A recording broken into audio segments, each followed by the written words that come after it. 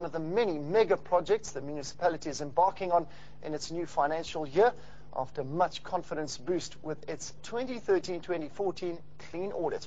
Now, to unpack this and the plans and measures in place to achieve them, as announced in the mayoral state of the city address, we have the pleasure of welcoming Ekurhuleni Executive Mayor, Councillor Mondli Gungubele. Councillor, Mayor, appreciate your time. Thank you for joining us. Exciting times for the municipality.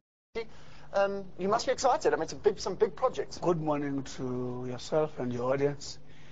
I think what you've just said is an expression of confidence in the city, because it's M&T, that huge international company who are investing along the R21 corridor. I can say to you, not less than 100 billion along that corridor of R21 of projects that we have registered and processed, which in 15 years promise not less than 287,000 jobs. This is a response to our Erotropolis trajectory. Remember, we are an Erotropolis of Africa, where we have actually opted for a development trajectory within airport economy benefits and so on. So indeed, we are excited to find such partners moving forward on this call. Right, the major announcement that is directly involving the city is the 2.9 billion, where we are saying in terms of section 217 of the Constitution, we are expected to have preferred categories in line with affirmative action. So what we are doing here, in this coming financial year, which is starting July, we are putting aside 2.9 billion for young people's entrepreneurs, for community works program, for young contractors, for a program which we call Lungile Mtshali, and we're also putting aside not less than 115 million to leverage job fund. So these are exciting news for the young people, in particular in Ekurhuleni. And we also commit quite a significant amount of about 50 million to development of black industrialists.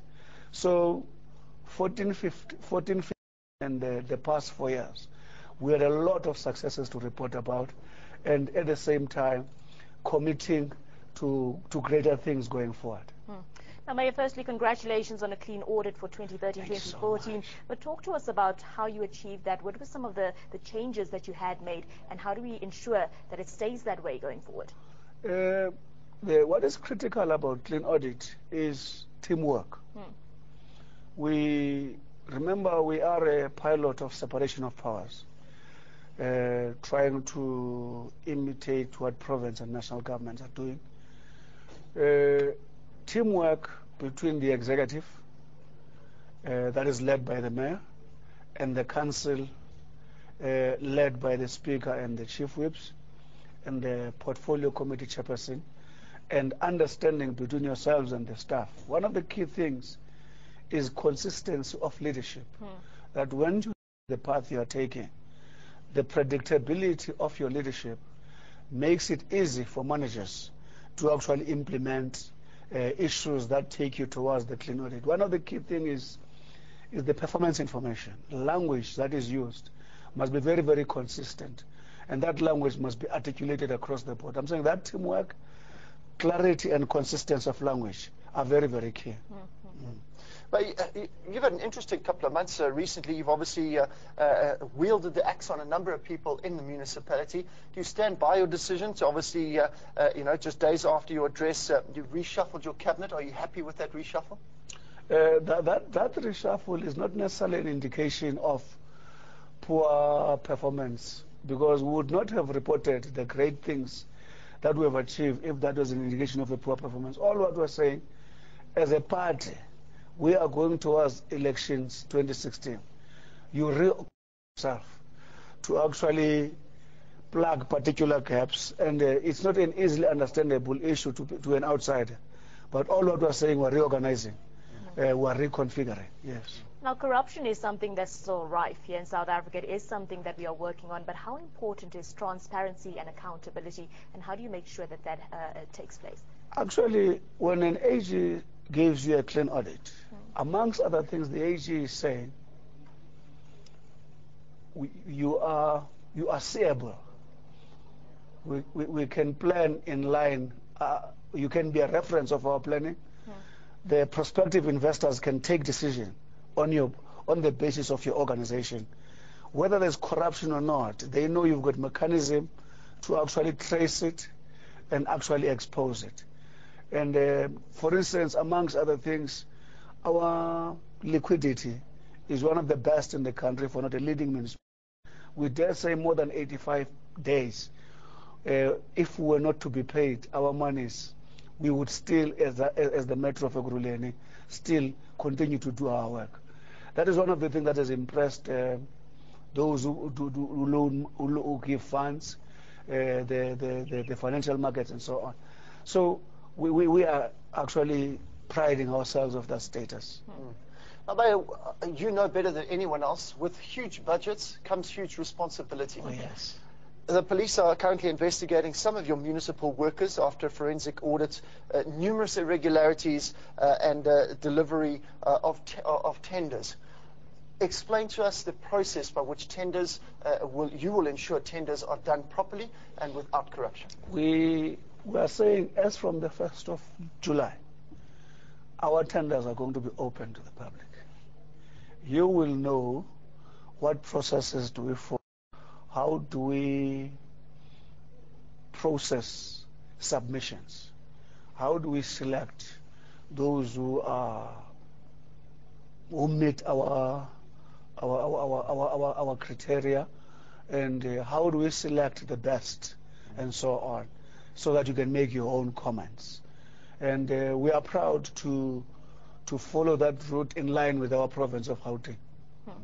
Now, in your State of the City speech or delivery, you did mention a few of the achievements as Ekurhuleni, but speak to us about some of the points we really still need to put some more work in. In terms of, remember, our city historically has been comprising of 9 towns, different 17 townships. So parallel systems in terms of administration, no single center for the city. Ekurhuleni, a huge project, a huge strategy and a challenge towards building a single city from 9 towns. So that remains a challenge, and which we believe we are on course. And another thing is to ensure that our city is clear. That is where we have said, for instance, this is going to be our focus, especially going on towards the end of this year and the next financial year, where we say the 9 CBDs, we are adopting an approach that says we must clean them at night, so that every morning when a citizen or an Ekurhuleni person goes to town, must find the city being clean. And we are actually focusing on improving our revenue collection.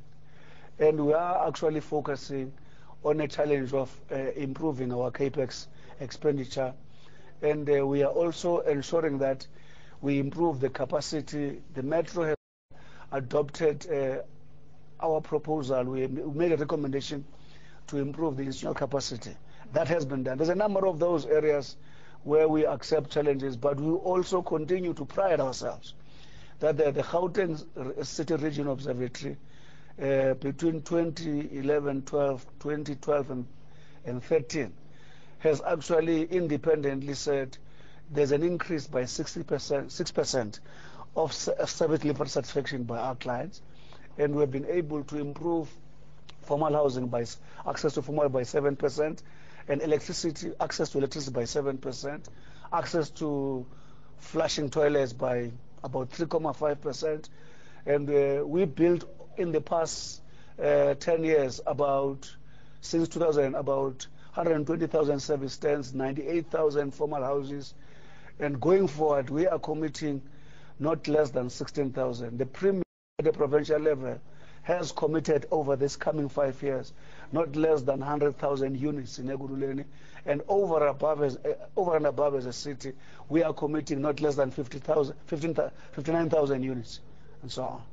Very interesting. Well, congratulations on all the good work. Hopefully, the long may Ekurhuleni grow. Looking at areas like Springs, Brakpan, Tembisa, I'm sure the residents of those areas will be happy to see the development that is happening and the massive amount of money that you're pumping into making sure that lives improve in your area. We appreciate your time. Thank you for coming to Thanks chat. for the time you have shared with us to speak to our communities. Thank you very much. Thank you, ANN7. Our pleasure.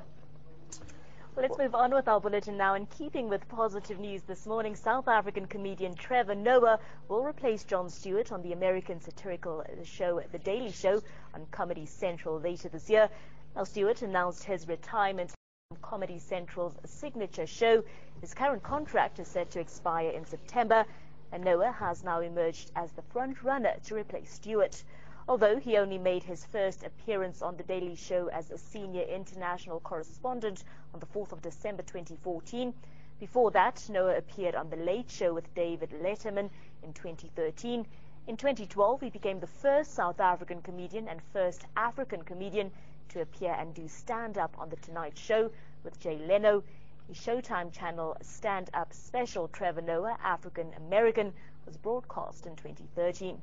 According to sources, Viacom's Comedy Central wants a new host for The Daily Show who is not another white guy.